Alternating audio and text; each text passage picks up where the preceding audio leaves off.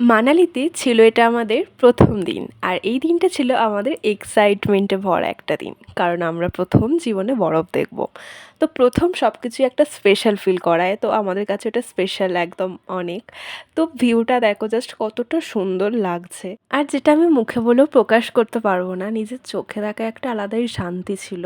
আর এটা হচ্ছে আমার প্রথম বরফ ছোঁয়া। তো সেই ভিডিও ক্লিপটা আমি নিয়ে রেখেছিলাম কারণ পরে যাতে দেখতে পাই।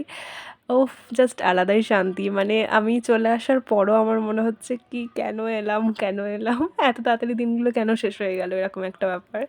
আর শেষ মুহূর্তে আমরা আটাল টানেলে ঢুকে পড়েছি আর একটু সাইট সিনগুলো ঘুরছিলাম।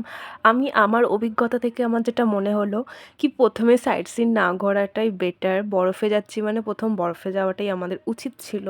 কারণ বেলা বাড়তে থাকছিল আর ওয়েদারও অনেকটা খারাপ হয়ে গেছিলো। বৃষ্টি শুরু হয়ে গেছিলো রীতিমতন একদম শেষে। তো আমার এটা ফিল হচ্ছিল কি আরেকটু আগে এলে ভালো হতো। তাও আমরা অনেকক্ষণ ছিলাম, প্রায় অনেক ঘন্টা ছিলাম। আর তারপরে এই জিপ লাইনের মাধ্যমে বরফের পাহাড়ের মাঝে পৌঁছে গেছি। জিপ লাইনটায় একটু ভয় লাগছিল আমার, কারণ আমার হাতে ফোন ছিল, যদি পড়ে যায় সেটা ভয় লাগছিল। এছাড়া কোনো ভয় লাগেনি। আর এই ভিডিওগুলো আমরা ওখানকার ক্যামেরাম্যানদের দিয়েই করিয়েছি। তো ক্যামেরাম্যান না একটু দেখে, দেখে মানে ঠিকঠাক দেখে তারপর আর কি তাদের সাথে কথা বলা উচিত, সেটা আমাদের করা হয়নি। তাই একটু লো কোয়ালিটি লাগছে। আর বেলাটা বেড়ে গেছিলো, মেঘলা হয়ে গেছিলো তার জন্য। তো অনেকেই তোমরা বলছো যে আমি শাড়ি কেন পরিনি। আসলে পরিস্থিতি সবসময় তো ঠিক থাকে না। শেষের দিকে আমার অনেক বেশি কষ্ট হচ্ছিল। আমি সেই জায়গাতে নিজেকে মানিয়ে নিতে পারছিলাম না। তো আর পরিস্থিতি এমনই হয়ে গেছে কি আমি পারিনি, মোট কথা এটাই। ব্যাস এটুকুই। যদিও তখন কিছুই মনে হচ্ছিল না, বাট এখন বাড়ি এসে মনে হচ্ছে কি পড়লেই হতো, এরকম একটা ব্যাপার। যাকগে, কিছু করার নেই।